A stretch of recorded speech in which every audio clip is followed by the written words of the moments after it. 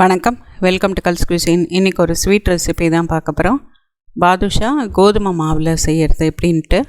So இதுக்கு first ஒரு mixing Pavul எடுத்துட்டு அதில் 2 டேபிள் ஸ்பூன் தயிர், 1/4 teaspoon baking soda, 1/4 teaspoon baking powder, சர்க்கரை 2 டீஸ்பூன், நெய் 2 டீஸ்பூன். இப்போ இது எல்லாத்தையும் ஒரு 3-4 நிமிஷம் நல்லா நுரைச்சி வர மாதிரி மிக்ஸ் பண்ணிக்கலாம். ஸோ இந்த மாதிரி மிக்ஸ் பண்ணிக்கணும். இதில் கோதுமை மாவு 1 கப்பு. ஃபஸ்ட்டு இதை நல்லா மிக்ஸ் பண்ணிக்கலாம். இந்த மாவை இந்த மாதிரி பிடிச்சா பிடிக்கணும், உடையணும்.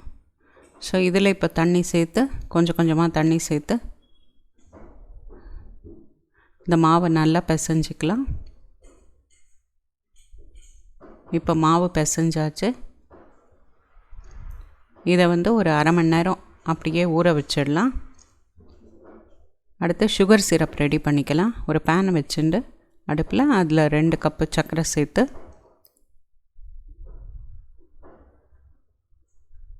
ஒரு கப்பு தண்ணி. இப்போ சர்க்கரை கரையிற வரைக்கும் நல்லா கலந்து கொடுத்துடலாம். இது கொதிக்க ஆரம்பித்த அப்புறமா ஏலக்காய் பவுடர் சேர்த்து நல்லா மிக்ஸ் பண்ணிடலாம். இது ஒரு கம்பி பதம் வரைக்கும் நம்ம கொதிக்க வைக்கணும். இதில் ஒரு 2-3 ட்ராப் கேசர் கலர் சேர்த்துருக்கேன்.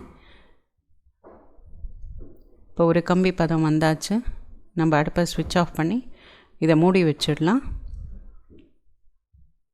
இப்போ இங்கே மாவு 1/2 மணி நேரம் ஆகிட்டு ஊறி.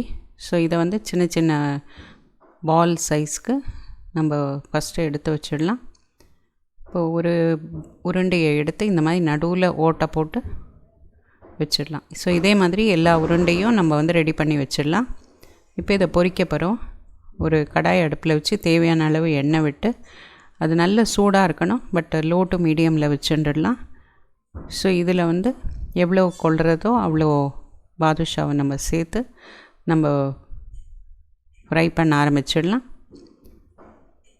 இப்போ இந்த எண்ணெய் ஓசை அடங்கின அப்புறமா திருப்பி போட்டுடலாம்.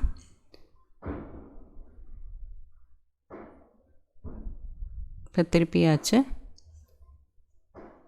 இந்த பக்கம் ஒரு 3-4 நிமிஷம் நல்லா வெந்தப்புறமா இதை எண்ணெயிலேருந்து நம்ம ரிமூவ் பண்ணி வச்சுடலாம். இப்போ இது எல்லாத்தையும் இந்த சுகர் சிரப்பில் நம்ம சேர்த்துடலாம். சுகர் சிரப் கொஞ்சம் வார்மாக இருக்கணும், இல்லைன்னா லைட்டாக வார்ம் பண்ணிட்டு இந்த சுகர் சிரப்பில் நல்லா பரட்டி விட்டுடலாம். இது அடுத்த பேட்ச் நம்ம பொரித்து எடுத்து இதில் சேர்க்குற வரைக்கும் இதில் இருக்கட்டும், நல்லா ஊறட்டும். மீதி இருக்கிற உருண்டை எல்லாமும் இதே மாதிரி நம்ம பொரித்து எடுத்துடலாம். எடுத்து இந்த சுகர் சிரப்பில் சேர்த்துட்டா சூப்பராக இருக்குது. சுகர் சிரப் டிப்டு பாதுஷா எவ்வளோ சூப்பராக இருக்குது பாருங்கள்.